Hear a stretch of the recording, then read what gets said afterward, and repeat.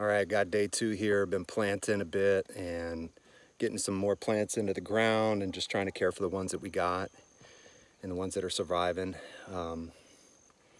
Unfortunately, one of my neighbors had some ice cream bean, and I don't know if I'm gonna get time to throw it in the ground. So we're gonna go say bye to them before we head out for the day, and I'll just show you what we got going on today, what we put in the ground. Some of this stuff's experiments, you know, and we'll see what happens with it. So, as I mentioned, some experiments here. One of the neighbors told me that hibiscus, you could just take branches of hibiscus, stick it in the ground if you take a cutting of it. So that's what this is right here. Right next to it there, we got a little breadfruit shoot. Sorry, it's a little shaky there. And so this is my first try at breadfruit here. I want to get some breadfruit going. And this is just a bush that I found that was half torn out of the ground, and so I just moved it right here. I don't know what species that is, but I want to have some shade plants around this breadfruit tree as it's getting going. Right here we have a black bamboo, and this bamboo is supposed to be, you know, pretty big. It's the clumping variety, so it's not going to travel.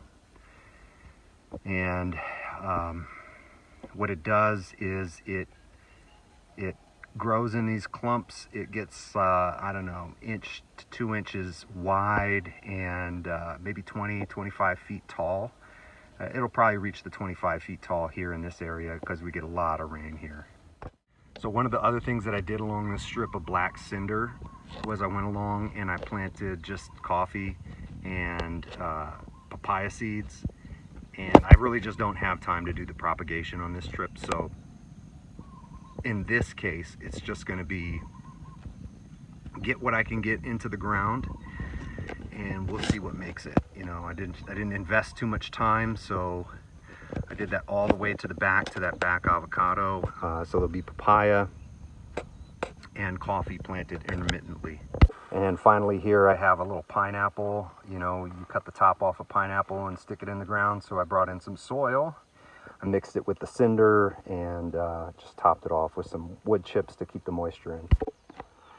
And over here, we'll just get a close-up of that banana rack. We won't be here to actually harvest it.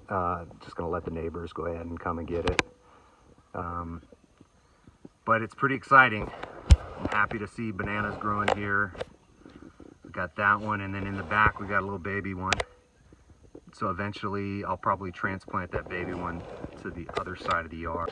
So down in this corner of the yard, it's pretty boggy once you get off of where the pad is. And that's pretty close to the midway point of the lot. The midway point of the lot's kind of center screen right back there. And it gets really boggy, a lot of moisture, a lot of mucky soil, but we'd love to get some bananas growing back there. That'll be maybe next trip.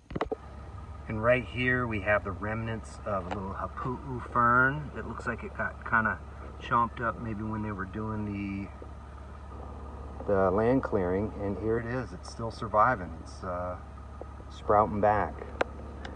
You know, here's the thick jungle that chokes out anything that gets planted back there. So it's pretty awesome to see everything coming together in the cleared areas, but yeah, it's a beautiful place.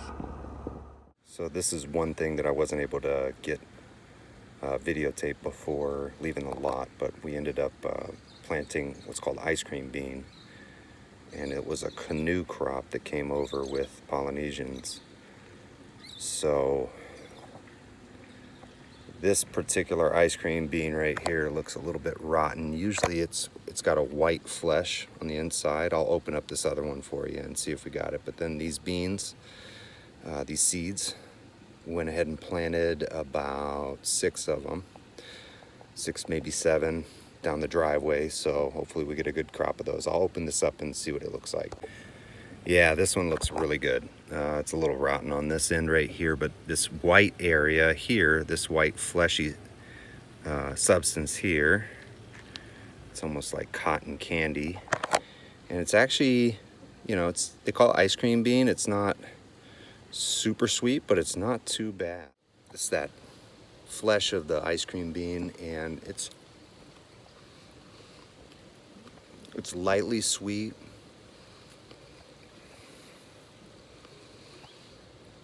I couldn't even place the consistency, but it's soft, it's mellow, and I've been told it's a good starvation crop. So I want to get some of that stuff growing on the lot too.